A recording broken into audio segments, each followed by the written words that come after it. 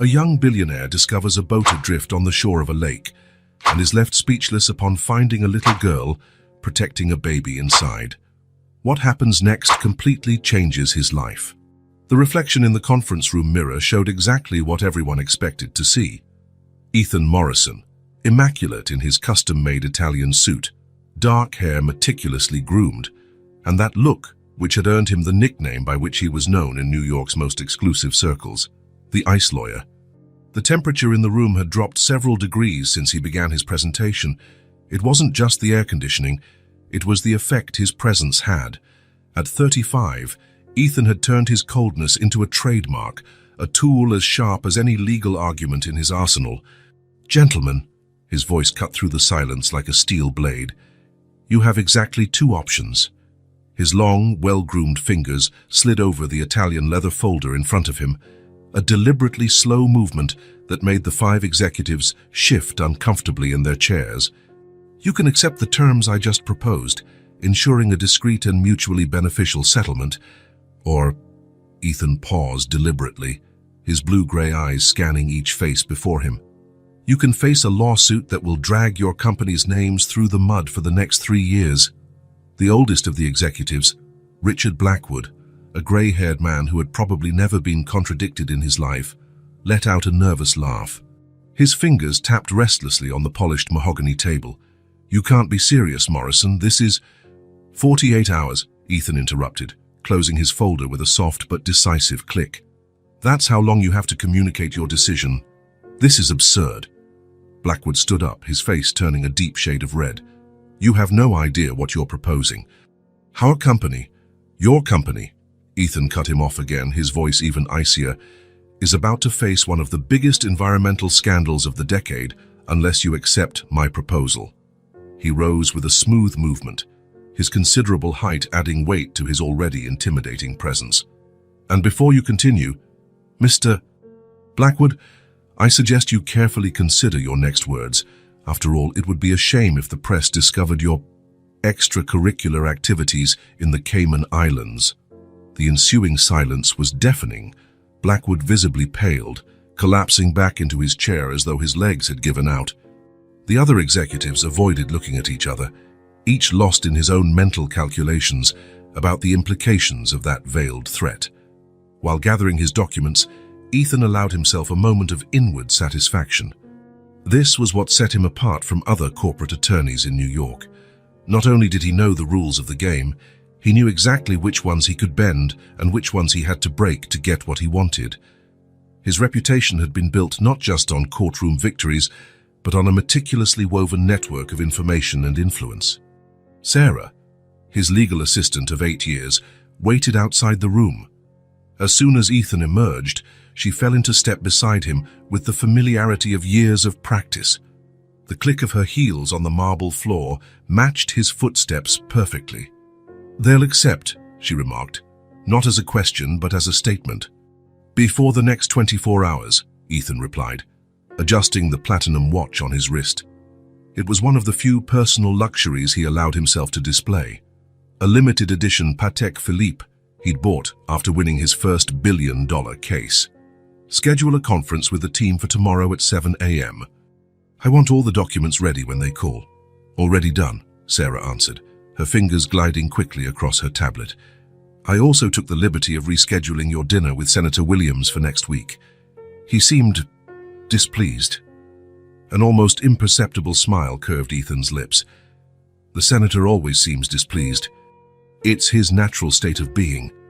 They crossed the main corridor of the office, where dozens of associate lawyers and staff pretended to be busy with their work while actually watching their boss pass by with a mixture of fear and admiration. The legal empire Ethan had built occupied 3 full floors in one of Manhattan's most prestigious skyscrapers, every inch exuding power and success. The late afternoon sun was beginning to set through the windows of the 47th floor, painting the office with golden hues that contrasted with the minimalist gray and black decor.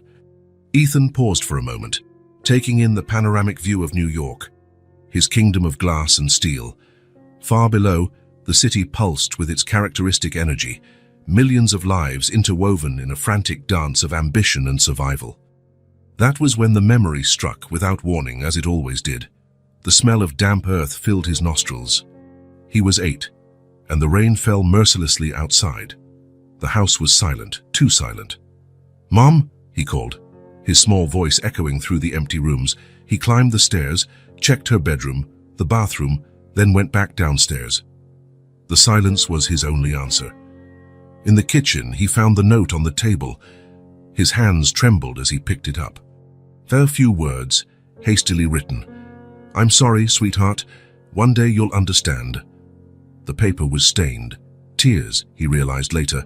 Not his, but hers. He stood there, holding that piece of paper that had just destroyed his world, while the rain kept falling outside. His father found him like that hours later, still clutching the note as if it were a lifeline in an ocean of confusion and pain. Ethan clenched his fists, pushing the memory away. 27 years later, and that yellowed paper still had the power to make his stomach twist. But he had turned that pain into fuel. Every case won, every million earned, every rung climbed on the ladder of success was proof that he had overcome abandonment. The soft click of heels on marble announced Sarah's approach before she spoke. "Anything else for today?" "No." He grabbed his coat from the designer coat rack. "I'm going out for a walk. But you have a video conference with Dubai at reschedule." That was all he said before heading to the private elevator.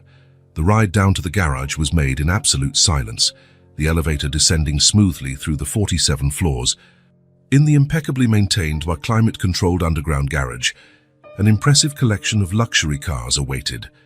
Ethan passed them, the Bentley, the Rolls-Royce, the McLaren, until he reached his favorite, an Aston Martin DB11 in a deep shade of midnight blue. Minutes later, the car was gliding through the streets of Manhattan like a silent predator, leaving the city's bustle behind. The traffic, normally a nightmare at this hour, seemed to part for him, as if even the other drivers could sense his aura of authority. There was a place he always went when he needed to clear his thoughts, a spot he'd discovered by accident years ago, a lake surrounded by trees on the city's outskirts, a small island of tranquility amidst urban chaos. It was one of the few secrets he kept to himself. Not even Sarah knew about this refuge. The sun was now barely clinging to the horizon, and a gentle breeze carried the scent of the water. Ethan parked the Aston Martin in a discreet spot, shielded by trees. He loosened his Italian silk tie, something he would never do in public, and began walking along the lake's shore. His handmade shoes weren't suited for the uneven ground, but that had never stopped him.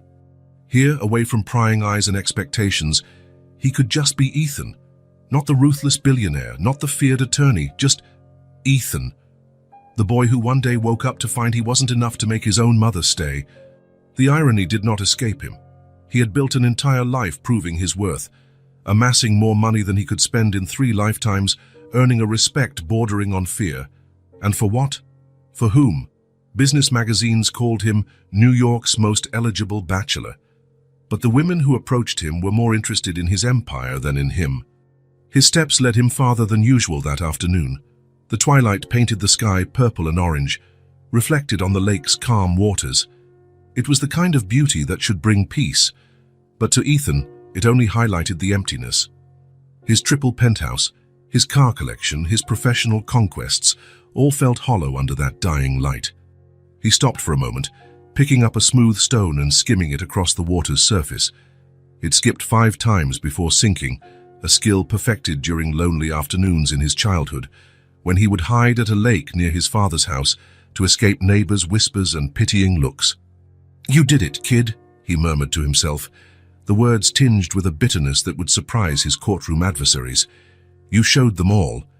But victory had a strange taste in his mouth, metallic like blood. The last light of day was fading when something caught his attention. On the lake's mirror-like surface, a shadow moved against the natural flow of the water. Ethan frowned, his eyes trained to spot anomalies in contracts, now focused on the dark shape that seemed to defy logic. It was a small boat, the kind used for recreational fishing, but its presence at that moment made no sense. The lake was closed for activities after sunset, a rule he knew well after so many years frequenting the spot. Moreover, there was something about the way the boat moved, as if guided by an invisible force. A sound broke the twilight silence, so soft it could have been his imagination, but Ethan had learned to trust his instincts, the same instincts that had led him to the top of his profession. It was a voice, a child's voice. "Shh, it's going to be okay." The words were nearly inaudible, carried on the night breeze like dry leaves. His first impulse was to take out his phone and call the authorities. That was the standard procedure, the safe action. The ICE lawyer would never directly involve himself in a potentially compromising situation. But before he could unlock his screen, another memory struck. It wasn't the usual flashback of the empty kitchen and his mother's note. It was something older, almost forgotten. Him, hiding in the dark basement of the house, wishing someone, anyone, would come find him. No one came. The boat continued its silent dance on the water, now closer to shore. The voice sounded again, a bit clearer this time, and Ethan realized they were comforting words repeated like a mantra. His Italian shoes sank into the muddy bank as he approached. Each step was a deliberate choice against everything he had built over the last 27 years. The ICE lawyer was melting, leaving only Ethan, the man who, despite all his wealth and power, still carried within him that abandoned little boy. The whisper turned into a muffled sob, and something inside him broke. Without a second thought, Ethan began descending the steep edge toward the boat. His silk tie, which had cost more than a minimum wage, dragged through the damp soil. His custom-made suit was already ruined by moisture and dirt. It didn't matter. As he approached the boat, the world around him seemed to slow down. Twilight cast long shadows over the water, turning the lake into a black mirror reflecting fragments of an ever-darkening sky.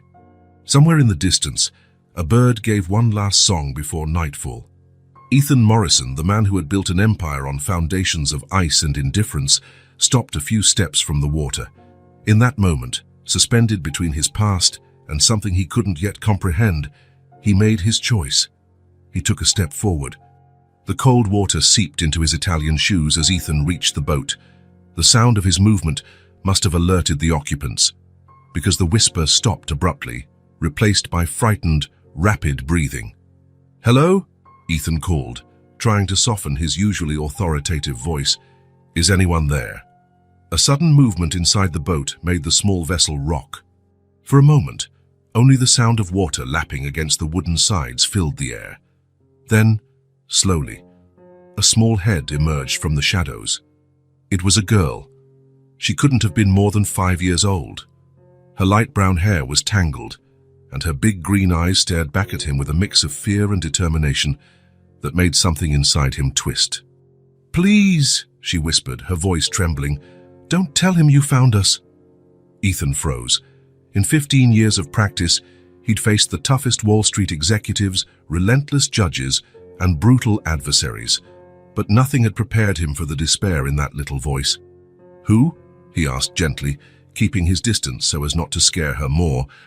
"Who shouldn't I tell?" The girl bit her lip, clearly debating whether she could trust him. Then Ethan heard it, a faint crying sound, almost inaudible. The girl immediately turned around, returning to the boat's shadows. "Shh, Noah," she murmured. "It'll be okay. I promised Mommy I'd take care of you, remember? Noah. A name." And judging by the sound of the crying. "Is that a baby?" Ethan asked, stepping closer to the boat. The girl reappeared instantly, her eyes now flashing with a protective fierceness that seemed absurd for someone so small. "Don't come near him," she warned. I know how to fight." Despite the gravity of the situation, Ethan felt an involuntary smile forming on his lips. "I'm sure you do," he said, raising his hands in surrender. "I won't hurt you, I just want to help." "I just want to help, son." His father's voice echoed in his memory. "But you need to talk to me. Your mother. She had her reasons." Ethan pushed the memory aside. This wasn't the time for his own ghosts. "My name is Ethan," he introduced himself, keeping his voice calm. "And you are—" Again, that hesitation, that calculation in eyes too young to carry such weight. "Lily," she finally answered. "Lily," he repeated. "That's a pretty name. And that's your brother, Noah." She nodded, unconsciously moving to block the baby from view. "He's only 6 months old," she explained. as if that justified her fierce protection. In a way, it did. "Ah, you two must be cold," Ethan observed, noticing how Lily's thin arms shook. "And hungry." "We're fine," she answered quickly, too quickly. "You know, Lily," Ethan said, choosing his words with the same care he used in his most delicate negotiations, "sometimes when bad people do bad things, we need to find help." Her eyes filled with tears. "You don't understand," she whispered. "He'll find us. He always does." "Who, Lily?" "Jack." The name came out like a frightened breath. "Our stepdad." The sound of glass breaking, drunken shouting. "Where's that ungrateful brat? Ethan, get over here now!" Ethan took a deep breath, forcing the memories back into the dark place from which they'd escaped. "He hurt you?" Lily wrapped her arms around herself. "He changed after Mommy," her voice faltered. "After the accident." "What accident, Lily?" "The car," she swallowed. "Mommy was taking Noah to the hospital. He'd just been born. She said he wasn't breathing right." Tears now ran freely down her face. "The other car was too big. Mommy didn't see—" The baby's crying grew louder, and Lily immediately turned to him. Ethan seized the moment to edge closer to the boat, finally able to see inside. What he saw made his stomach twist. A tiny baby was wrapped in a thin blanket, his little face red from crying. Next to him was a Frozen-themed backpack, seemingly serving as a pillow. A few disposable diapers were scattered at the bottom of the boat, along with a half-empty package of cookies and an empty baby bottle. "How long has it been?" Ethan asked, his voice hoarse. "Since the accident." "6 months," Lily replied, picking Noah up with a gentleness that broke Ethan's heart. "Jack said it was Noah's fault. That if he hadn't gotten sick—" She shook her head. "But it wasn't his fault. Noah's just a baby." "And Jack? Does he drink?" Lily nodded slowly. "He always smells like the stuff Mommy used on my scrape when I fell. It stings my nose. Alcohol, of course." "And today?" Ethan pressed gently. "What happened today?" "He broke everything," Lily whispered, rocking Noah closer. "Just like the other times. But today—" She shivered. "Today he said he was going to throw us out, that he couldn't stand looking at us anymore because we reminded him too much of Mommy. He tried to take Noah. I can't stand looking at you anymore." His father's voice, soaked in grief and whiskey. "You have her eyes. Why'd she leave you and take—" "So you ran away," Ethan finished softly. Lily nodded. "I found the boat. I thought we could go far away, but it got dark and cold, and Noah's hungry. And I—" Her voice broke into sobs. "I promised Mommy I'd take care of him, but I don't know how." Ethan felt something inside him shatter, that last layer of ice that had protected his heart for so many years. Without hesitation, he took off his jacket and leaned toward the boat. "No." Lily drew back, clutching Noah. "It's okay," Ethan said gently. "It's just to keep you both warm." Moving slowly and deliberately, he held out the jacket to her. "See? It's warm, and Noah looks like he's cold." Lily looked from the jacket to Ethan, still hesitant. You're not going to call Jack?" "No," Ethan answered, a steely certainty in his voice. "Never. Not even the police?" Ethan paused for a moment. The logical, legal answer would be yes. It was his duty as a citizen, but— "The social worker will come tomorrow, son. I'll tell her we're fine, that we don't need help, right?" "I won't call anyone who could hurt you," he promised. "But you have to trust me. Let me help, please." Something in his voice, maybe the same hidden pain she carried, seemed to convince Lily. Slowly, she let Ethan drape the jacket over her and Noah. "It's late," Ethan said, noticing how Lily's eyes struggled to stay open. "And you both need a safe place to sleep." "We can't go back home," Lily murmured, the fear returning to her voice. "No," Ethan agreed, "but I know a place. A place where Jack will never find you." Lily looked up at him, and Ethan saw something there he hadn't seen in a long time. "Hope. Promise? Promise you won't leave me, Dad?" "I promise, son. Never." Another broken promise in a life full of them. But this time would be different. This time he would be different. "I promise, Lily," Ethan replied, reaching out his hand to her. I promise. After a moment that felt like an eternity, Lily took his hand. It was so small and fragile that something inside him clenched. Noah let out a tiny whimper of protest as she moved, and Ethan realized he would need to carry them both. May I? He asked softly, indicating the baby. Lily hesitated, her arms instinctively tightening around her brother. Do you know how to hold babies? A sad smile crossed Ethan's face. I'll be very careful, I promise. With a gentleness that would surprise anyone who knew him only as the ice lawyer, Ethan took Noah into his arms. The baby was surprisingly light, and his little face felt cold. He needs warmth, Ethan murmured, adjusting his jacket to cover the little one better. Then he extended his free hand to Lily. Shall we? The girl took one last look at the boat, as if she were saying goodbye to something. Maybe she was, perhaps to the last connection with her previous life, with her mother. Where are we going? She asked, her voice small but steadier now. To my home, Ethan replied, helping her out of the boat. It's a safe place, high up in the sky. From there, we can see all the city lights. Like a castle, something like that. As they walked back along the lake's shore, Ethan felt the weight of his decision. He was bringing 2 unknown children into his home, likely violating a dozen laws in the process. It was illogical, reckless, and potentially disastrous for his career. But then Lily stumbled, exhausted, and clung more tightly to his hand. Noah sighed in his sleep, nestling against his chest, and Ethan knew, with a certainty he hadn't felt since he was a child, that he was doing the right thing. The ice lawyer had found his Thor in 2 lost souls on the shore of a lake. And as night fell over New York, 3 broken hearts began hesitantly to find their way back to life. The private elevator doors opened directly into Ethan's triplex penthouse, revealing a space that looked like something out of an architectural magazine. Lily, still gripping his hand tightly, looked around with wide eyes. Wow, she whispered, her voice echoing slightly in the minimalist space. It's bigger than our whole house. Ethan observed his apartment through the girl's eyes. The designer furniture, the abstract art on the walls, the panoramic view of Manhattan through floor-to-ceiling windows, it all suddenly seemed cold and impersonal. Noah stirred in his arms, letting out a soft whimper. First, we need to take care of you, Ethan said, guiding Lily to the main living area. Are you hungry?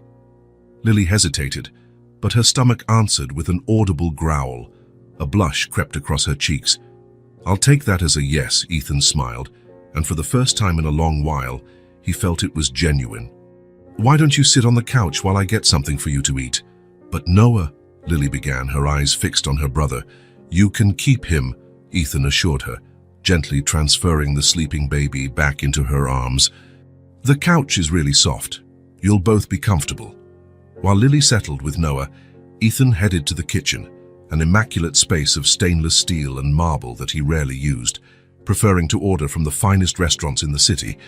He opened the fridge and frowned at its sparse contents. A few bottles of imported water, a bottle of champagne, and leftover sushi from the day before. Damn, he muttered, closing the door. He'd need help, and he knew only one person he could trust at this moment. He picked up his phone and typed a message. I need you now. It's an emergency. Sarah's response came almost immediately. On my way. Everything okay? Bring food and diapers. There was a long pause before the next message. Just come. He returned to the living room carrying a glass of water and some cookies he'd found at the back of a cupboard. Lily was exactly where he'd left her, but her eyes roamed the space with a mixture of fascination and apprehension. Here, he offered the makeshift snack. It's not much, but we'll have real food soon. Lily accepted the cookies with her free hand, the other still wrapped protectively around Noah. Thank you, she murmured, eating slowly, as though trying to make each piece last as long as possible. You can eat them all, Ethan reassured her, taking a seat in the armchair opposite. There's more. She nodded but kept the same careful pace. Ethan recognized the behavior. He'd done the same as a child after his mother left and his father started drinking. You never knew when the next meal might come. Lily, he began gently. "You said Jack changed after the accident. Can you tell me more about that?" The girl stopped chewing, her eyes instantly filling with tears. "He was nice before," she said quietly. "He played with me, bought ice cream, made Mommy smile. And after, she swallowed hard. After he just cried and yelled and drank that medicine that made him smell bad. Noah chose that moment to wake up, letting out a weak cry that filled the room. Lily tried to calm him, but the baby seemed inconsolable.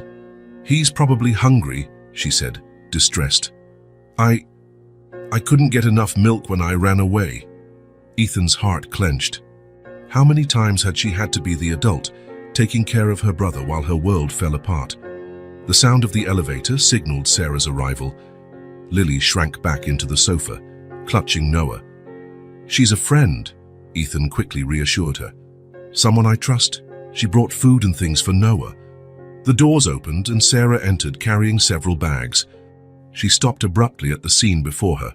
Her boss, the infamous ICE lawyer, sitting casually in his immaculate apartment with two clearly frightened children. "Ethan," she said slowly, "what the hell is going on?"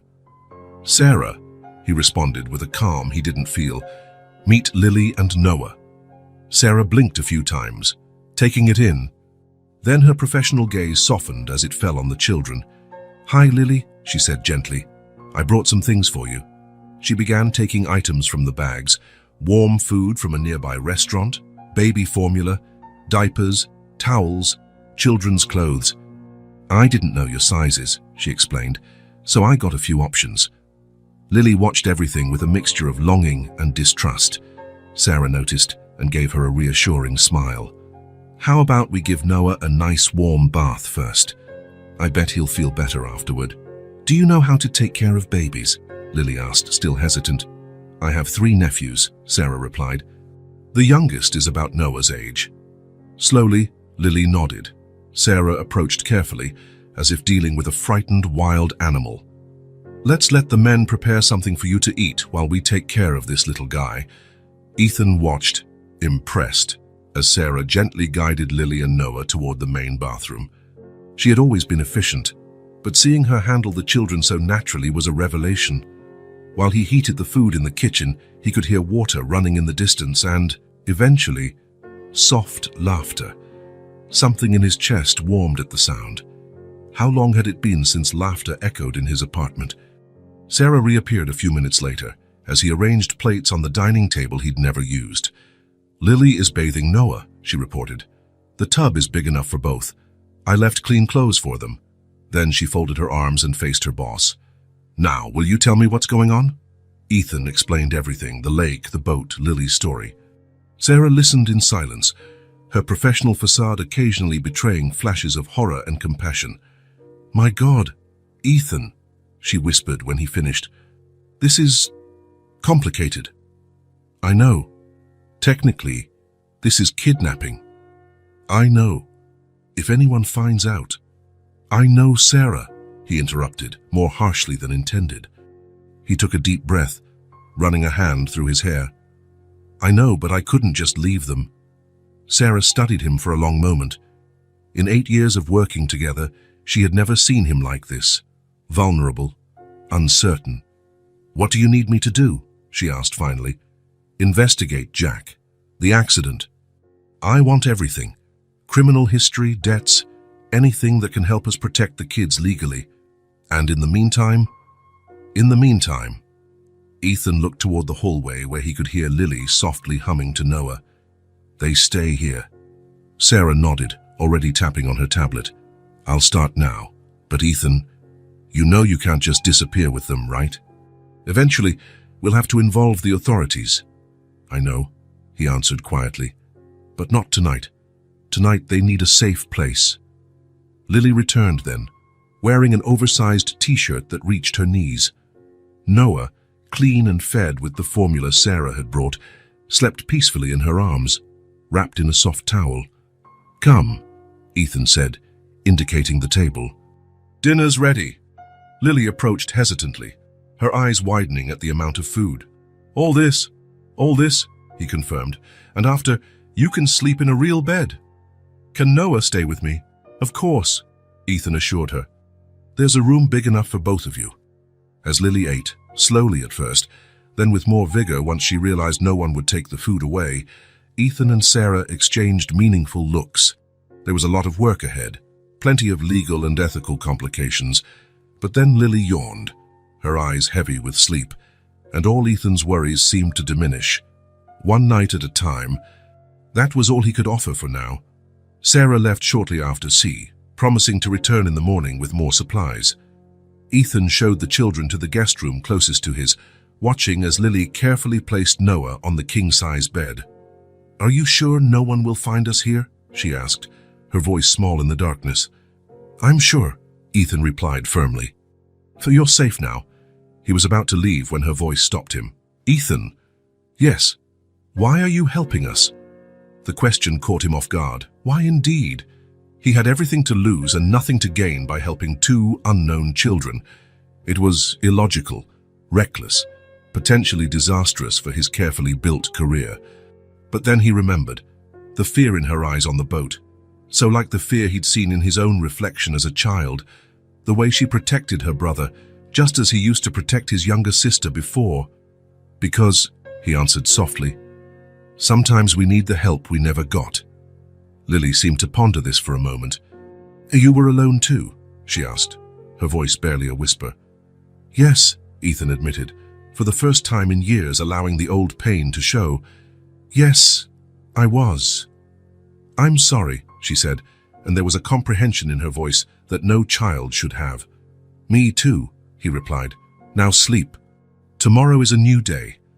He left the room with the door slightly ajar, the way his mother used to leave it when he was small. In the hallway, he leaned against the wall and closed his eyes, feeling the weight of the past few hours. His phone vibrated. A message from Sarah. "I started the investigation. Something's off about the accident. We need to talk tomorrow." Ethan put his phone away without replying. There would be time for investigations, for worries, for plans tomorrow. Right now, the only thing that mattered was two children sleeping in his guest room, trusting him to keep them safe. For the first time in a long while, the silence of his apartment didn't feel so empty. Sarah entered Ethan's office looking pale, her tablet clutched to her chest like a shield. "You need to see this," she said, wasting no time. Ethan looked up from the documents he was reviewing. 3 days had passed since he'd found the children at the lake.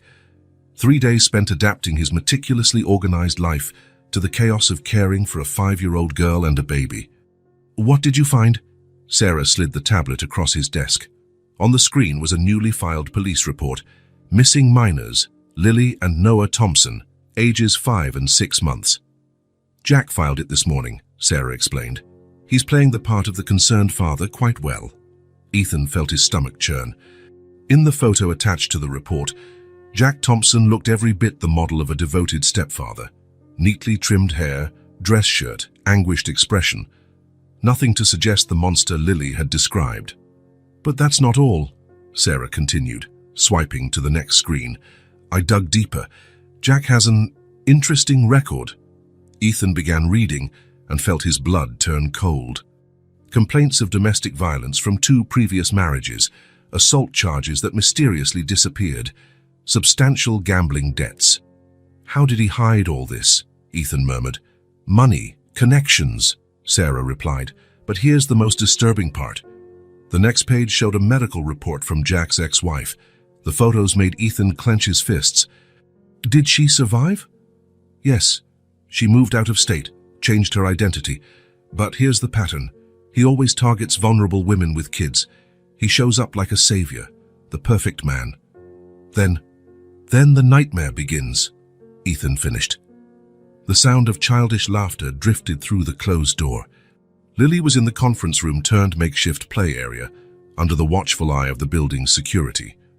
"We have to do something, Ethan," Sarah said, "legally, and hand the kids over to the system, so Jack can use his connections to get them back." "So what's the plan? Keep them hidden forever?" Ethan got up and walked to the window. Far below, New York carried on at its frantic pace.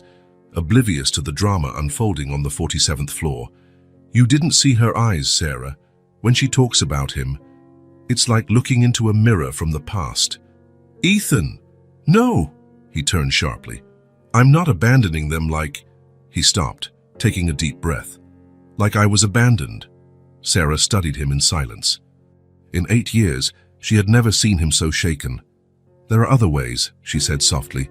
We can build a solid case, use your connections to ensure their safety while we investigate. How long would that take? Days? Weeks? How long until Jack figures out where they are?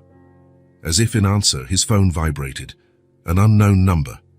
Morrison, he answered, his voice automatically shifting to a professional tone. Mr. Morrison. The voice on the other end was soft, polite, dangerous. This is Jack Thompson. Sorry to bother you, but I'm looking for my stepchildren.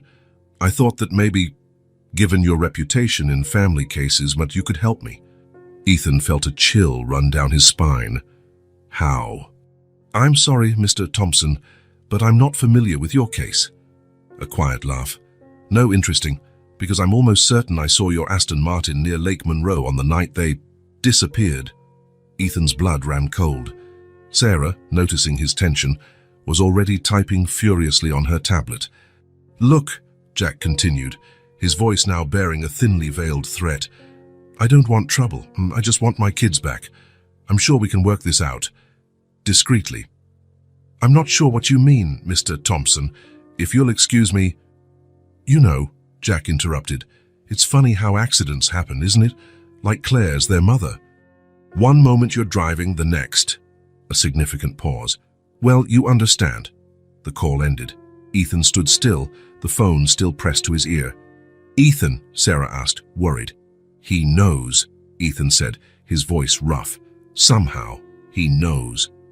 Impossible. We took every precaution. The lake. He saw me at the lake. Ethan ran a hand through his hair. And now he's threatening. A knock on the door interrupted him. Lily peeked her head in, her eyes bright. Ethan, I drew a family picture, she announced proudly. Want to see? He forced a smile. Of course, sweetheart. Just a minute. When the door closed, Ethan turned back to Sarah. Find everything. Every detail about the accident, every cent in his accounts, every skeleton in his closet. If we're going to do this legally, we need to make sure he never gets near them again. And in the meantime? Ethan looked at the door, where he could hear Lily humming on the other side. In the meantime, nobody touches my kids. Sarah raised an eyebrow at the possessive pronoun but said nothing. Instead, she grabbed her tablet and nodded. I'll reinforce security, she said. And Ethan, we need a plan B, if he really does know. I know. Ethan headed to the door. That's why we have to be faster than he is. Outside, Lily was waiting with her drawing, stick figures representing herself, Noah, and a tall man in a suit. It's our new family, she explained simply. Something inside Ethan broke and rebuilt itself all at once. Family. It was a word he hadn't used in years. It's beautiful, Lily, he said, his voice thick with emotion. While the little girl enthusiastically explained each detail of the drawing, Ethan made a silent promise. No matter what it cost, no matter how many laws he had to bend or favors he had to call in, this time, a family would not be destroyed. The digital clock on Ethan's office wall blinked 3:47 a.m., its bluish glow the only light apart from his laptop screen. Stacks of documents surrounded him like silent sentinels. Police reports, medical records, witness statements. Any page, any line, any word might hold the key to unraveling the mystery consuming him. His eyes burned as he reread for the 10th time the official report of the accident that killed Claire Thompson. The words began to blur, dancing before his exhausted eyes. Lateral collision, adverse weather conditions. Unidentified driver left the scene. There has to be something here, he muttered, rubbing his eyes. In 15 years of practice, he developed a special talent for finding the tiniest inconsistencies in documents. A misplaced word, a misused comma. Sometimes that was all it took to bring down an entire case. But now he wasn't looking for loopholes for his billionaire clients. He was hunting the truth that could protect 2 defenseless children from a monster. A sharp cry cut through the night like a blade. Ethan was on his feet before he even registered the movement, knocking over some papers in the process. His instincts, newly awakened by unexpected fatherhood, led him through the dark corridors to the children's room. The soft glow of a star-shaped nightlight revealed Lily thrashing on the king-size bed, her small body contorted in agony as tears streamed down her sleeping face. "Mommy, the big car, no!" "Shh, it's okay," Ethan whispered, sitting on the edge of the bed. His hands, used to handling legal documents and expensive pens, now moved with surprising tenderness to brush the sweaty hair from the girl's face. "It was just a dream." Lily's eyes flew open, disoriented at first. The panic in her gaze was so familiar, it made Ethan's heart ache. It was the same panic he used to see in his own reflection for years after his mother left. "Ethan." "I'm here," he replied, his voice softer than he'd ever imagined it could be. The next moment, she threw herself into his arms with desperate force, violent sobs shaking her small frame. In the crib beside them, miraculously, Noah kept sleeping, his tiny fists clenched next to his face. "It was the car again," Lily whispered against his chest, her words broken by sobs. "The big black car that hurt Mommy." Ethan froze, his lawyer's instincts immediately on alert. In the 2 weeks since he'd found the children, Lily had only vaguely mentioned the accident, always changing the subject when pressed. "You saw the accident, Lily?" he asked carefully, his heart pounding at the possibility of finally discovering the truth. She nodded slowly, her small hands gripping his shirt harder. "I was in the back seat." Noah wouldn't stop crying, he was so hot. Her voice trembled. "Mommy said we had to get to the hospital fast. She was scared. I'd never seen her like that." Ethan swallowed, fighting the wave of nausea that hit him. The thought of 2 children trapped in a car during a fatal accident. "And then," he encouraged gently, though he feared the answer. "Then the big car showed up. It was so dark, like a huge shadow." Lily shivered. "It had something shiny in the front, like a star." Ethan's heart pounded even harder. A star, like the emblem on a Mercedes-Benz. "Can you remember anything else about the car?" he asked, trying to keep his voice steady despite the adrenaline coursing through him. "It was pretty shiny." "Like the cars you have in your garage," Lily sniffled. "But it didn't stop. Mommy screamed, tried to turn the wheel, her voice gave out. There was a really loud noise, like thunder. Then everything got quiet. So quiet." He held her tighter, feeling his own tears threaten to fall. "You were very brave, Lily. Very brave." They stayed like that for a long time, until Lily's sobs subsided and her breathing calmed. When she finally fell back asleep, Ethan remained, watching over her, his mind sorting through every new detail of her story. A black Mercedes, the distinctive emblem, a driver who fled the scene. Carefully, to avoid waking the children, he returned to his office. His hands trembled slightly as he typed a message to Marcus Chen, the private investigator he'd hired. "Look for a black Mercedes-Benz involved in a collision on the specified date and time. Luxury model, probably S-Series, possible hit and run. Check for any unregistered repairs." The response came almost immediately, as though Marcus was also working through the night. "Already on it, boss. By the way, there's something you need to see. Urgent. Very urgent."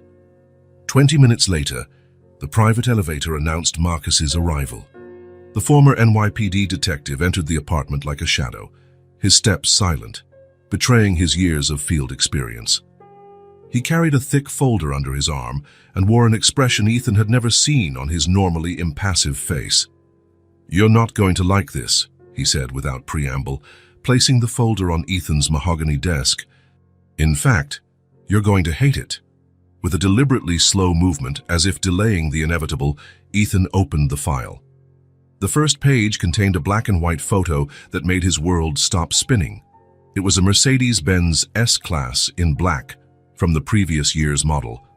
The front of the vehicle had significant damage on the passenger side, consistent with a lateral collision. The photo's date was exactly 1 week after the accident that killed Claire Thompson. But it wasn't the car itself that made his blood run cold. It was the name of the vehicle's owner, printed in the cold, impersonal letters of the registration document. William Morrison. His father. This can't be, Ethan murmured, his own voice sounding strange to his ears. There's more, Marcus said softly, as though delivering bad news to a grieving family, something he'd probably done hundreds of times in his former career.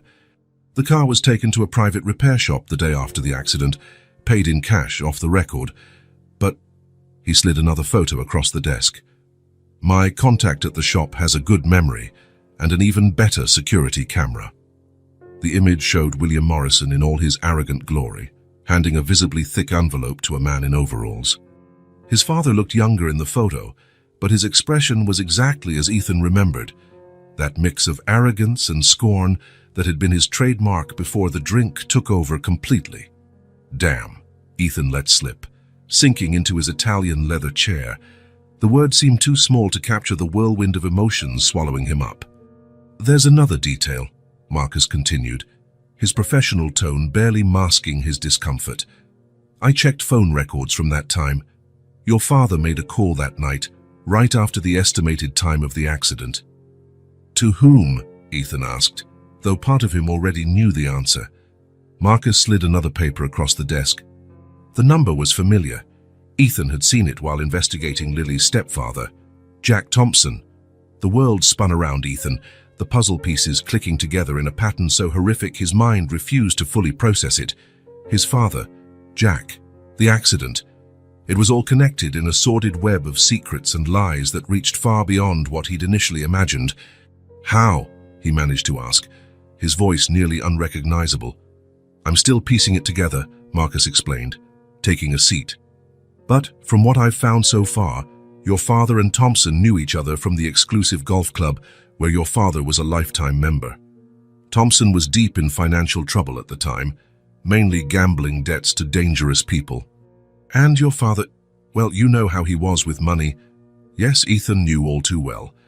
William Morrison had used his fortune as a weapon throughout his life, buying silence and loyalty in equal measure. How many times had Ethan witnessed his father fixing problems with a checkbook and a cold smile? A soft sound at the door made Ethan look up. Sarah stood there, her normally composed face now white as porcelain. I just got the bank records I requested, she said, stepping into the office with her tablet. Even at that hour, she was impeccably dressed in business attire. Ethan, the transfers. Your father's been making monthly payments to an offshore account linked to Jack Thompson. They started exactly 3 days after the accident. Hush money, Marcus commented, nodding as though confirming a suspicion. Why? Ethan asked, more to himself than to the others. Why would my father involve himself?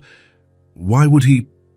Because he was drunk, Sarah said softly, turning her tablet to show more records. I found his credit card transactions from that night. He'd spent the afternoon at the club drinking. The amounts were substantial, very substantial. Ethan closed his eyes, memories flooding his mind like a tsunami. How many times had he found his father passed out in his office at the mansion, surrounded by empty bottles of rare scotch? How many times had he heard the Mercedes engine roaring irregularly in the early hours as his father tried to maneuver into the garage? I need to see him, he decided abruptly, standing so quickly his chair almost toppled. Ethan, Sarah began, her voice full of concern. I don't think he killed their mother, Sarah. Ethan burst out, his voice echoing off the office walls. He killed an innocent woman who was just trying to save her sick baby, and then he bought the silence of the monster who's been terrorizing these children. Lower your voice, Sarah cautioned, glancing nervously at the hallway. The kids? Ethan took several deep breaths, forcing himself to calm down. When he spoke again, his voice was under control but filled with the icy fury Sarah knew so well from the courtroom. I'm sorry, but I have to confront him. I need to hear it from his own mouth. I need to understand. And then what? Marcus asked, his practical tone slicing through the tension. What's the plan? Ethan looked at the photos and documents spread across his desk, evidence of a tragedy that had connected all their lives in ways no one could have predicted. His gaze lingered on the photo of the damaged car, the envelope being handed to the mechanic, the bank transfers proving years of payoffs.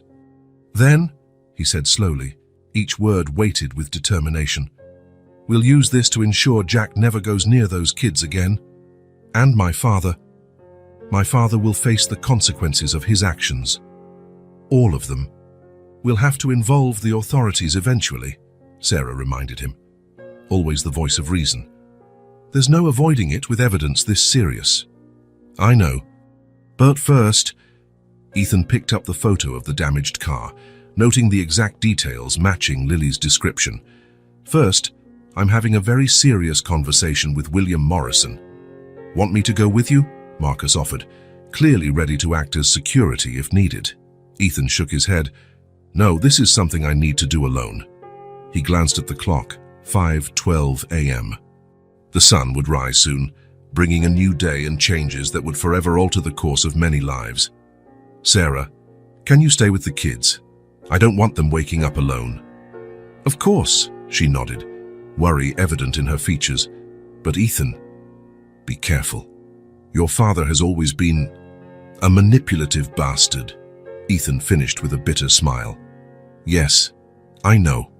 But this time he's not dealing with a scared boy who didn't understand why his mother left. This time, he's dealing with the ICE lawyer. As he packed the evidence into his briefcase, a soft sound stopped him. Lily was standing at the office door, Noah in her arms, both still drowsy. Ethan, she called, her voice small and uncertain. Are you leaving? His heart constricted at the fear in her voice, the same fear he'd felt so many times as a child. No, sweetheart, I just have some things to sort out. I'll be back soon, I promise. Pinky promise? She held out her little finger, a gesture they'd developed over the last few days. Ethan knelt in front of her, hooking his finger with hers. Pinky promise. And look, Sarah will stay with you. Maybe she can make those special pancakes you like. Lily's face brightened slightly, though her eyes still showed worry. Are you sure you'll come back? The question hit him like a punch to the stomach. How many times had she asked her mother the same thing, or Jack? How many broken promises had she heard in her short life? Absolutely, he answered, kissing her forehead. We're a family now, remember? And family always comes back. Minutes later, the elevator descended to the garage. Ethan clutched the briefcase, aware that it contained the proof that could destroy his father and maybe his own family in the process. The sun was just rising when he parked the Aston Martin in front of the Morrison mansion in Greenwich. The imposing estate, with its meticulously maintained gardens and Greco-Roman columns, seemed to mock everything he had discovered in the last few hours. His phone vibrated, a message from Sarah. Kids had breakfast. Lily drew a picture for you. Noah is smiling more today. Be safe. A second message from Marcus. Surveillance team in position. Give the signal if you need it. And one last one from Sarah. Don't let anger control you. Remember why you're doing this. Ethan took one last look at the briefcase on the passenger seat. Inside were not only the proofs of his father's involvement in the accident, but years of secrets and lies that had shaped their lives. This time, he muttered, adjusting his tie, you won't buy your way out of trouble, Dad. With determined strides, he crossed the stone walkway to the mansion's main door. The sound of the doorbell echoed through the house like a herald of the confrontation to come. As he waited, Ethan thought of Lily and Noah sleeping in his penthouse, trusting him to protect them. He thought of Claire Thompson, dead because she'd tried to save her baby. He thought of his own mother, who had left without an explanation all those years ago. It was time to find out how much of the ICE lawyer had truly melted, and how much he still needed to do the right thing. Footsteps approached on the other side of the door. The moment of truth had arrived. The door to the Morrison mansion opened, revealing William Morrison, impeccably dressed even at this hour. His eyes, so much like his son's, narrowed at the sight of Ethan. This is a surprise, he said, his tone calculatedly casual. I didn't know you remembered where your old father lived. We need to talk, Ethan replied, his voice cold. About a black Mercedes. William's smile faltered for a fraction of a second. So quick anyone else might have missed it. But Ethan was not anyone else. He was the son who'd learned to read every micro-expression on that face during years of lies and manipulation. Come in, William said at last, stepping aside. Care for a drink? It's 6 in the morning. Never stopped me before. William smirked, the same smile he used in court. But you've always been the goody two-shoes of the family, haven't you? Ethan followed his father into the study, a sanctuary of mahogany and leather that smelled of expensive scotch and old secrets. The walls were covered with diplomas and photos, William with judges, politicians, celebrities. None of them featured his family. So, William poured himself a glass of scotch, ignoring the time. "What's this about a Mercedes?" In response, Ethan opened his briefcase and spread the photos on the mahogany desk. The damaged car, the repair shop records, the bank transfers. William's glass froze halfway to his mouth. "Interesting reading," Ethan commented. "Especially the part about monthly payments to Jack Thompson." "You don't know what you're talking about," William replied, but his voice had lost its usual arrogance. "No," Ethan leaned in. "Then explain. Explain why your car was damaged on the same night Claire Thompson died, trying to get her sick baby to the hospital. Explain why you've been paying a small fortune to a man who's been tormenting two innocent children. You've always been too dramatic." William took a long sip of his drink. "Just like your mother." "Don't mention her," Ethan growled. "This is about you, about what you did." William studied his son for a long moment. "What exactly do you want, Ethan?" "The truth. For the first time in your life, Dad, I want you to tell the truth." William walked to the window, gazing at the perfectly trimmed gardens stretching out of sight. When he spoke again, his voice was different, older, wearier. "I was drunk," he began. "I'd spent the afternoon at the club, drinking with some associates.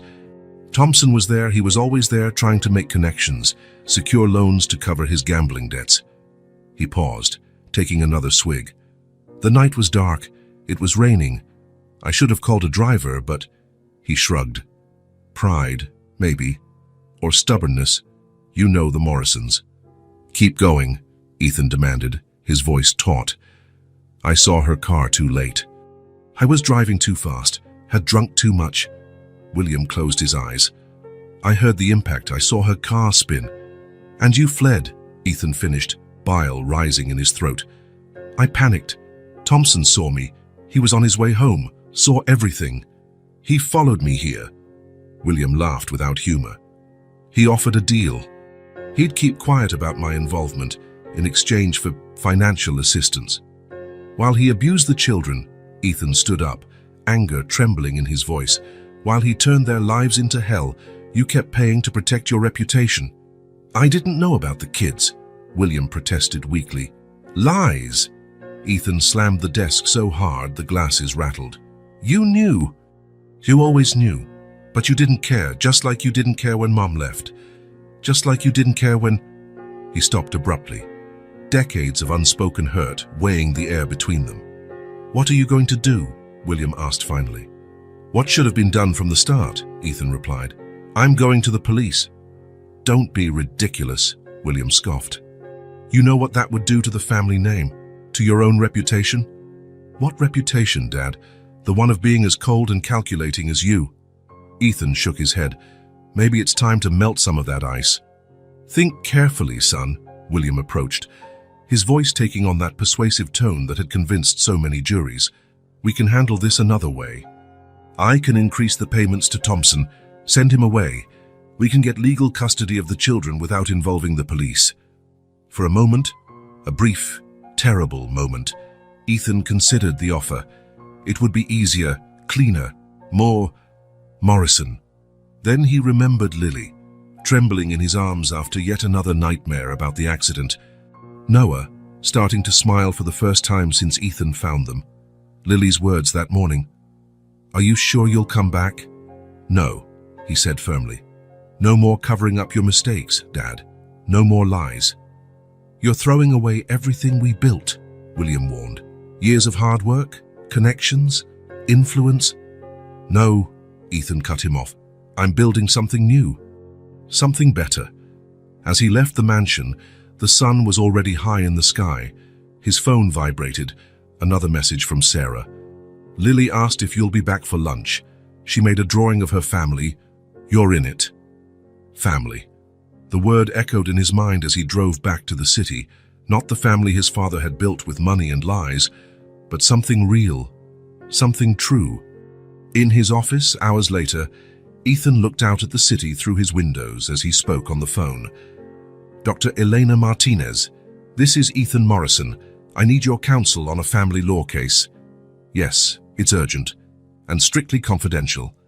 Elena was known as the best family lawyer in New York, with a particular reputation for protecting children in abusive situations. If anyone could help him navigate what lay ahead, it was her. "I can see you in an hour," she replied. "Bring all the documentation you have."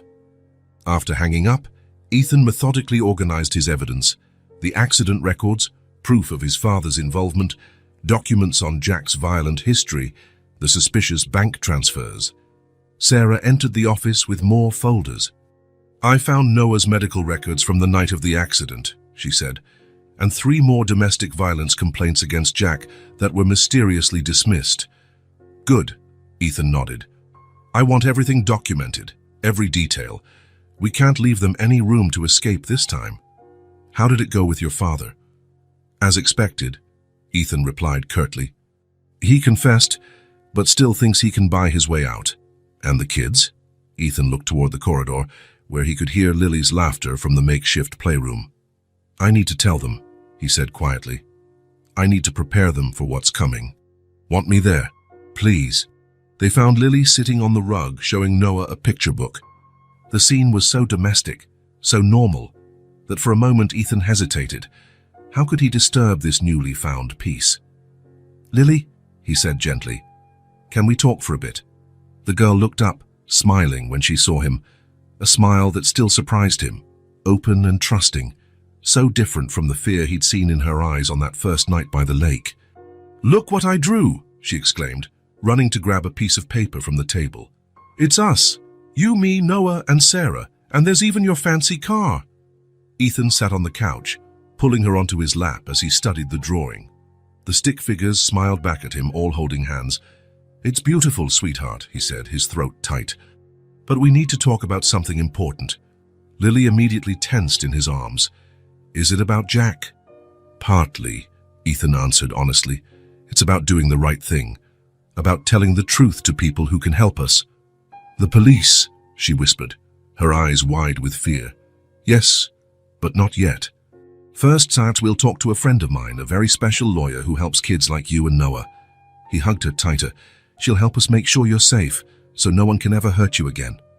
"But," Lily bit her lip, "what if Jack gets mad? He always gets so mad when—" "He won't come near you," Ethan promised firmly. "Never again." "There's something else." He took a deep breath. "About your mom's accident. We found out who was driving the other car." Lily went very still in his arms. "The big car, with the star." "Yes." Ethan closed his eyes for a moment. It was my father." The silence that followed was deafening. Then, unexpectedly, Lily turned in his lap and touched his face. "You're sad," she said, not asking. "I am," he admitted, "but I'm also determined to do what's right, like your mom would have done." "She always said lying is wrong," Lily said softly, "even when it hurts to tell the truth." "Your mom was a very wise woman," Ethan smiled sadly, "and very brave, like you." "I'm scared," she confessed. "Me too," Ethan admitted. "But you know something. Sometimes we have to be brave even when we're scared, and we're not alone in this. We have Sarah and Dr. Martinez and lots of other people who will help us." "Promise you won't leave me?" Lily asked, her voice tiny. "I promise," Ethan answered without hesitation. "We're a family now, remember. And this time we're going to do everything right, with the truth." Sarah, who had remained silent, stepped closer with Noah in her arms. "How about we make something special for dinner?" she suggested. "Maybe that pasta you like, Lily." The girl nodded, but she still clung to Ethan. "Can it be spaghetti with meatballs?" "Of course," Sarah smiled. "And then we can all watch a movie together." As Lily helped Sarah in the kitchen, Noah safe in his playpen, Ethan thought about all the changes the coming days would bring. There would be interrogations, depositions, legal proceedings. His father might never forgive him. The Morrison name would be forever tarnished. But as he saw Lily's grin, as he heard Noah's laughter, Ethan knew it was worth it. One night at a time, that was all he could offer. His phone vibrated. Another message from Elena Martinez. "Office ready for you tomorrow. I've already contacted some trustworthy judges. Let's do this right, Ethan." It was time to prepare for the final act. Time to transform the ICE lawyer into something more. Someone who chose truth over power, love over tradition. It was time to be the father those kids deserved. The police station felt bigger and more intimidating than Ethan remembered from his previous professional visits. Perhaps it was because this time he wasn't there as the powerful ICE lawyer, but as a man bearing truths that would forever change multiple lives. "Are you sure about this?" Sarah asked in a low voice, shifting Noah in her arms. The baby slept peacefully, oblivious to the tension around him. Lily held Ethan's hand tightly, her small fingers trembling slightly. She wore her best dress, blue with little white flowers, and her hair was carefully braided into 2 plaits, courtesy of Sarah that morning. "Absolutely," Ethan replied, his voice steady despite the storm in his chest. Elena Martinez, the family lawyer they had consulted, awaited them at the entrance. Her stern face softened upon seeing the children. "Everything is set," she reported. "Detective Chen is expecting us. She has experience with sensitive cases involving children." Ethan nodded, once again grateful to have Elena by his side. Her reputation as a fierce protector of at-risk children was well-deserved. Detective Chen was a middle-aged woman with kind eyes and a professional bearing. Her office featured children's drawings on the walls and a small basket of toys in the corner, details meant to put children at ease. "Hi, Lily," she smiled, crouching to the girl's eye level. "That's a pretty dress." Lily half hid behind Ethan, but she offered a small smile in return. "We can start with you telling me a little about your mom," Chen suggested gently. The next few hours tested everyone's courage and patience. Lily, initially reluctant, began to open up under the detective's gentle questioning. Her voice trembled when describing the accident, strengthened when talking about caring for Noah, and finally broke when detailing Jack's abuse. Sarah took the children to a special room with social workers, while Ethan presented his evidence. The documents he'd gathered painted a clear, devastating picture. The accident, the cover-up, the years of concealed abuse. "This is extensive," Chen remarked, flipping through the records. "And you say your own father?" "William Morrison," Ethan confirmed calmly. "I have his confession recorded." The detective's eyebrows rose. "I take it he's unaware of that?" "No, but I also won't deny I recorded it illegally." "Brave of you to admit that." "I'm tired of lies and cover-ups," Ethan answered simply. Raised voices in the hallway interrupted their conversation. The door to the office flew open, revealing Jack Thompson, his face red with anger. "Where are my kids?" he demanded. Ethan stood instantly, his body tense like a coiled spring. Elena and Chen also moved, the detective already reaching for her radio. "They're not your kids," Ethan replied icily. "Ah, the savior," Jack sneered. "The rich lawyer who thinks he can buy a family. Not so different from your father, huh?" "Mr. Thompson," Chen intervened, her voice authoritative. "You were summoned to give a statement, not make accusations." "A statement?" He laughed bitterly. "About how this man kidnapped my stepchildren.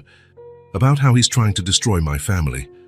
About how you abused 2 innocent children," Ethan retorted, his voice cutting. "About how you took money to cover up Claire's death." Jack's face paled slightly. "You don't know what you're talking about. The bank records say otherwise. Just like the bruises on Lily's arms. You have no proof." "I have all the proof," Ethan cut him off. "Every transfer, every dismissed complaint, every medical record. It's over, Jack. There's nowhere left to run." At that moment, William Morrison burst into the room, followed by 2 officers attempting to restrain him. "What is this circus?" he roared. "Ethan, what the hell do you think you're doing?" "The right thing, Dad. For the first time in my life, I'm doing the right thing. You're destroying this family." "No." Ethan shook his head. "I'm saving one." The next few hours played out like a storm. Jack was formally taken into custody as the evidence of abuse was presented. William Morrison watched, livid, as his son played the recording of his confession. "Traitor," he hissed at Ethan. "After everything I've done for you." "Everything you did," Ethan laughed without humor. "Like abandoning a dead woman on the roadside. Like buying the silence of an abuser. I gave you everything." "No," Ethan replied quietly. "You taught me to be cold. To value power above all. But those children, they taught me something else. Something better." While William was led away for formal questioning, Ethan found Lily in the special room. She ran into his arms immediately. "He was yelling," she whispered, shaking. "I know, sweetheart, but he can't hurt you anymore. Not ever again. Promise." "I promise." He hugged her tighter. "And this time, it's a promise I can keep." Elena came in, her eyes shining with determination. "Judge Peterson granted our request for temporary custody. The kids stay with you while the case proceeds." Sarah, who was cradling Noah, let out a sigh of relief.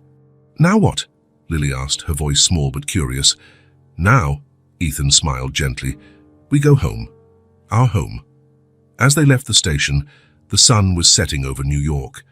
It had been a long, painful, transformative day. Nothing would ever be the same. For him, for his father, or for Jack, But as Lily fell asleep in his arms in the back seat, and Noah smiled in his sleep, Ethan knew that all the losses, all the pain, had been worth it. The ICE lawyer had finally found something worth melting for, the love of two children who, against all odds, had become his family. "Home?" Sarah asked softly from the passenger seat. "Home," Ethan confirmed, a genuine smile on his lips. The truth had come to light, and with it, the chance for a new beginning, one based not on power or appearances, but on love and honesty. That was all that mattered. That night, in his penthouse, Ethan watched the city through the windows while the children slept. Sarah had stayed to help, occupying the guest room. His phone vibrated with a message from Eleanor. "First hearing set for Monday. Judge Peterson is on our side. William and Jack will be heard separately." Another message, this time from Detective Chen. "We found 2 more of Thompson's victims willing to testify, and your father's recording has been accepted as evidence, despite how it was obtained." Ethan put away his phone, his eyes catching his reflection in the glass. The man staring back at him was no longer the ICE lawyer. He was just a father trying to do right by his children. A soft sound made him turn. Lily stood at the office door, hugging her stuffed rabbit. "You can't sleep?" he asked gently. She shook her head, crossing the room to join him by the window. "I was thinking about Mommy. What do you think she'd say about today?" Lily was quiet for a moment, considering. "I think she'd be happy," she said finally. "She always said truth is like light. It can hurt your eyes at first, but it helps you see the way." Ethan felt his heart clench. "Your mom was very wise." "Ethan," Lily looked at him, her eyes shining in the dim light. "Do you think we can be a real family now?" He knelt to her height. "We already are a real family, Lily. The rest is just paperwork." She smiled, that smile that had melted his defenses from day one. "Can I sleep with you tonight?" "Of course," he answered, picking her up. "Let's get Noah too." As he settled into bed with the 2 children, Ethan thought about all the battles still to come. There would be hearings, testimonies, long and painful proceedings. But there, in that moment, with Lily nestled against his chest and Noah sleeping peacefully by his side, he knew every battle would be worth it. The truth had finally come out, bringing not just justice, but also a chance for healing, for all of them. As night fell over New York, 3 broken hearts were finally beginning to reassemble into something new and precious. A family. The legal process could take months, Elena Martinez explained, arranging a stack of documents on Ethan's desk. Even with all this evidence in our favor, the system moves slowly.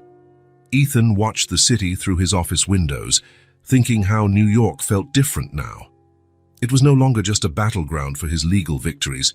It was the home of his newly formed family. "How long do we have temporary custody for?"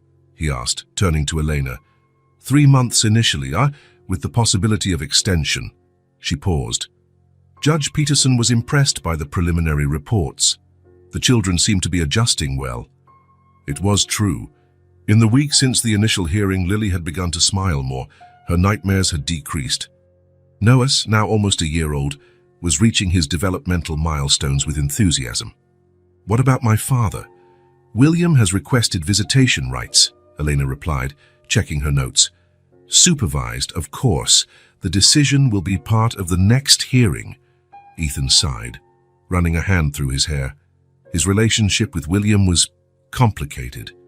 Since confessing his role in the accident, the decades of tension between them had shifted into something else. Not exactly forgiveness, but maybe the start of understanding. "Mr. Morrison?" Sarah interrupted, entering the office. "Lily is on the phone. Her teacher wants to talk about the spring festival at school." Strange how something so ordinary, a call from school, could make his heart skip. 3 months ago, his only concerns were million-dollar contracts and corporate mergers. "I'll take it at home," he decided, grabbing his jacket. "Elena, can we continue tomorrow?" The lawyer smiled knowingly. "Go. Your family needs you." Family. The word still sounded strange to him, like a half-forgotten song that was slowly returning to memory. At home, he found Lily drawing at the kitchen table while Sarah attempted to feed Noah mashed pumpkin. "Dada!" Noah exclaimed upon seeing him, splattering orange puree everywhere in his excitement. "Hey, buddy," Ethan smiled, wiping the baby's face. "How was school, Lily?" "I'm going to be a flower in the festival," she announced proudly. "My teacher said I need a special dress and—" Her voice trailed off. "Mommy always made my dresses." The silence that followed was heavy with unspoken memories. Ethan knelt beside her. "How about we ask Sarah to help find the perfect dress, and we can take pictures to keep with your mom's photos?" Ever since Elena suggested making a memory album, they had started collecting photos of Claire, stories Lily shared, little fragments of a life cut short too soon. "Do you think she'd like that?" Lily asked quietly. "I'm sure she would," Sarah answered for Ethan. "And I bet she'd be very proud to see you dancing in the festival." Ethan's phone vibrated. A message from William. "I found some old photos of you in your school performances. I thought Lily might like to see them." It was the first time his father had offered to share anything from the past. Maybe it was a small step, but it was a step. "Lily," Ethan said softly, "how about we visit Grandpa William this weekend? He has some surprises for you." Her eyes widened. "He still lives in that big house with the garden." "Yes, and I heard he's planting new flowers. Can I bring Noah?" "Of course. We're a family, remember? We'll all go together." That night, after the children were asleep, Ethan found Sarah organizing more files for the case. "How do we tell her?" he asked quietly. "About the final hearing?" Sarah sighed. "Honestly, that's what we've been doing, right?" Yes, it was. From the start, they'd promised to be truthful with the children about the case, Jack, everything. It was hard sometimes, but necessary. "I got more reports today," Sarah went on. "Jack started therapy in prison. He's trying to get better." "Good for him," Ethan said flatly. "Ethan," she hesitated. "He asked to see the kids." "No." "I agree, but someday Lily might want answers." "When that day comes, we'll be ready," he said firmly. "But now she needs to feel safe." A soft cry interrupted their conversation. Noah, probably having another restless dream. "I'll go," Sarah offered, but Ethan was already standing. "No, I got it. My turn." In the children's room, he found not only Noah crying, but Lily sitting up in her bed, hugging her stuffed rabbit. "Nightmare?" he asked gently. She nodded. About the big car, Ethan picked up Noah, who immediately calmed in his arms, and sat on Lily's bed. "Want to talk about it?" "No," she replied. Then, "Yes, maybe." A pause. "Dad?" "Yes." "You're not going away, right? Even after the judge decides?" His heart clenched. "Never," he promised. "You're my family now. Forever. Even if Jack tries to come back. Even then, nothing will change that." Lily snuggled closer to him, Noah already dozing off in his other arm. "I think Mommy sent you to us," she whispered. "She always said angels show up when we need them the most." Ethan felt tears burn his eyes. Then I'll do my best to be the best angel I can be. They stayed like that for a long time, until Lily also fell asleep. Watching them, Ethan reflected on how life could change in an instant. How the ice lawyer had melted before the love of two children who needed not his professional coldness, but his open heart.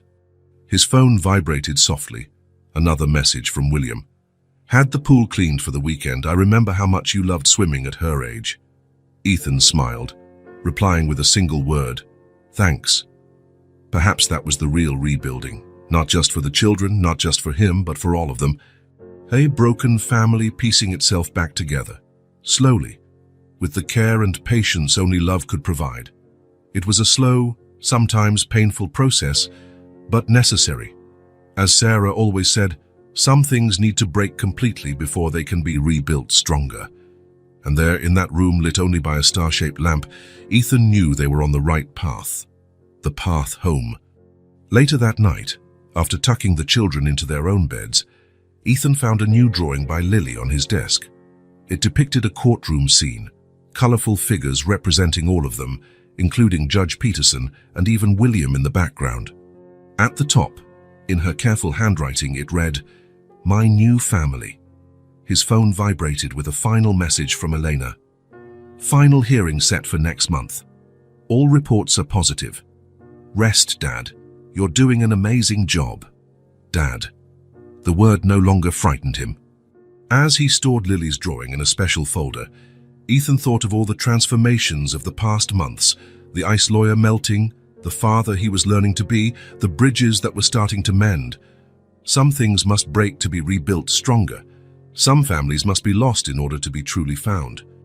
And sometimes in the darkest nights, you find the brightest light, even if it comes from the smile of a child who chose you as a father. A year had passed since that night at the lake. Ethan Morrison's office was unrecognizable, where once only abstract art and legal awards had been. Now Lily's colorful drawings decorated the walls, and a small playpen occupied a corner so Noah could play while his dad worked. Mr. Morrison, his new assistant, Jennifer, appeared at the door. "Dr. Martinez is here for the Claire Foundation meeting." Ethan looked up from the documents he was reviewing. No longer corporate contracts, but pro bono family cases needing legal aid. "Send her in. And Jennifer, ask Sarah to bring the kids, please. It's lunchtime." The transformation of the feared ice lawyer into a devoted father still shocked many in New York's legal world. But those who knew him now could not imagine Ethan any other way. Elena walked in, carrying a thick folder. "Our first-year numbers are impressive," she announced. "The Claire Foundation has assisted over 500 families already. The psychological support program has a waiting list." "We need to expand," Ethan replied, making notes. "Maybe open a second facility in the Bronx. With the money from selling your Aston Martin, we can—" "Da-da," Noah's voice interrupted the meeting, the 18-month-old toddling happily toward Ethan with outstretched arms. "Hey there, champ." Ethan scooped him up, smiling automatically and genuinely. "How was the park?" "He tried to eat sand again," Lily reported, entering the room with Sarah, "but I stopped him." "My hero," Ethan winked at her. "Ready for tomorrow?" Lily's eyes sparkled. Her 6th birthday would be celebrated at the Morrison Mansion's garden, a decision that symbolized more than just a party. "Grandpa William said he has a special surprise," she noted, settling on the sofa with her sketchbook. The relationship between Ethan and his father had evolved slowly over the year. It wasn't perfect, maybe it never would be, but it was real. After completing his rehabilitation program, William had become a present and dedicated grandfather. "Speaking of surprises," Elena remarked, "Judge Peterson called. She wants to attend the inauguration of the new Claire Foundation Support Center." The Claire Foundation had become more than a mere aid organization. It was a legacy, not just for Claire Thompson's memory, but for all families needing a second chance.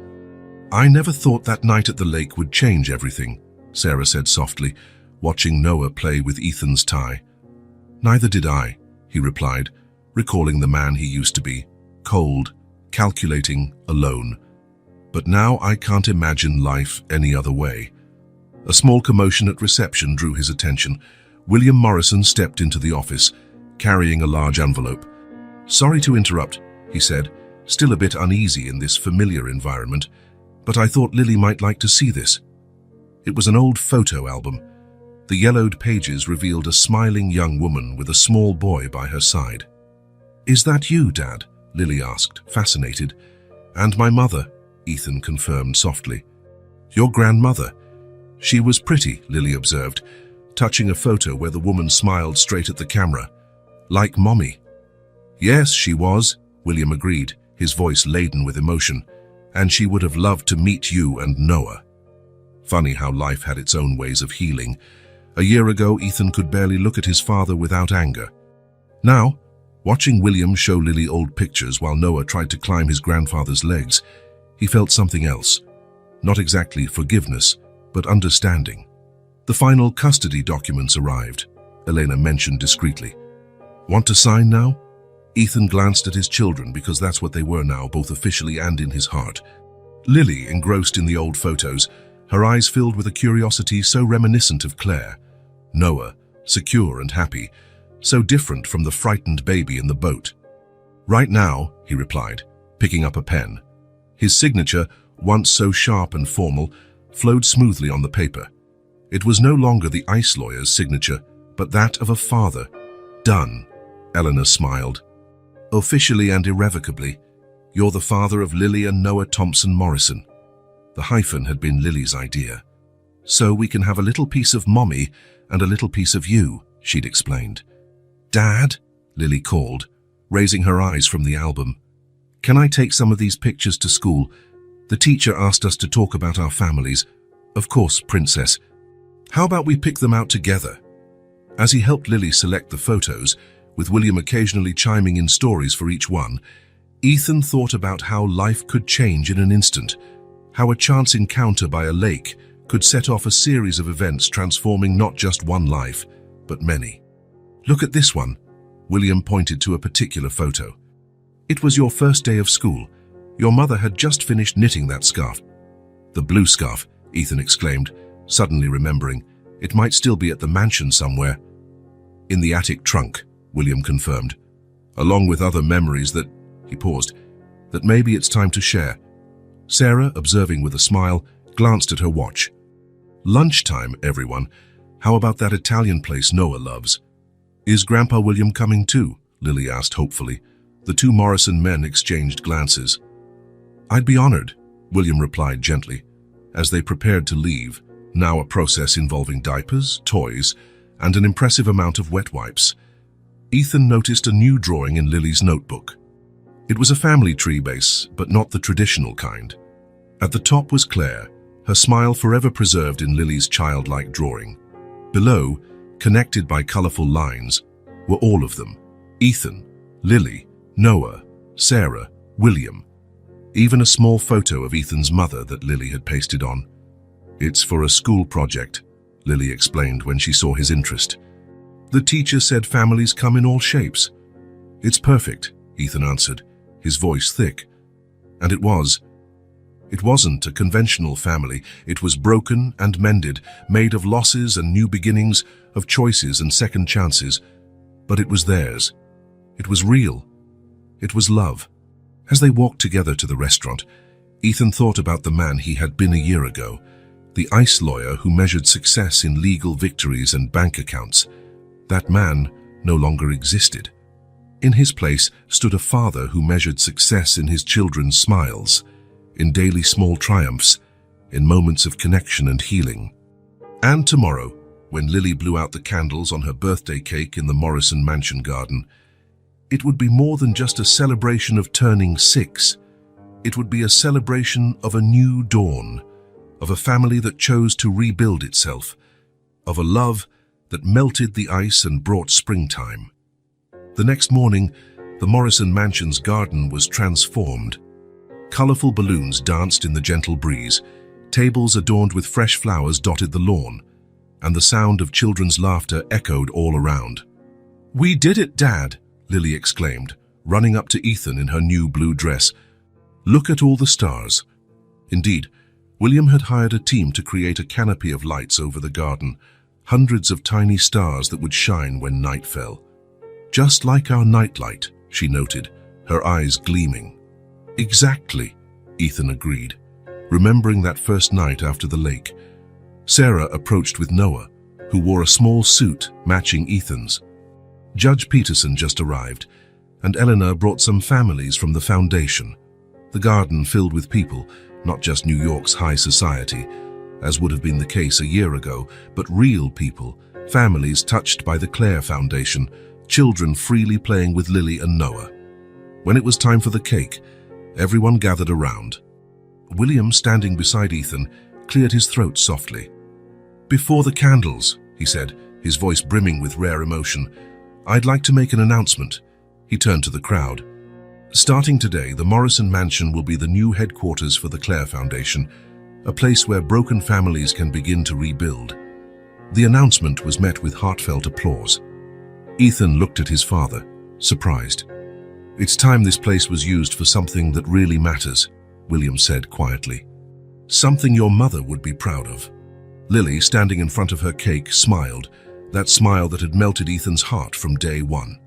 "Time for a wish, Princess," Ethan said, lighting the candles. She closed her eyes for a moment, then blew with all her might. As everyone cheered, she turned to Ethan. "I didn't need to wish for anything," she whispered. "I already have everything I wanted." And there, under an artificial sky of stars beginning to glow in the dusk, Ethan Morrison, no longer the ice lawyer, but simply a father, knew his daughter was right. Some families are born, others are chosen. But the most special are those rebuilt piece by piece, with love, courage, and the promise of a new dawn. A millionaire suddenly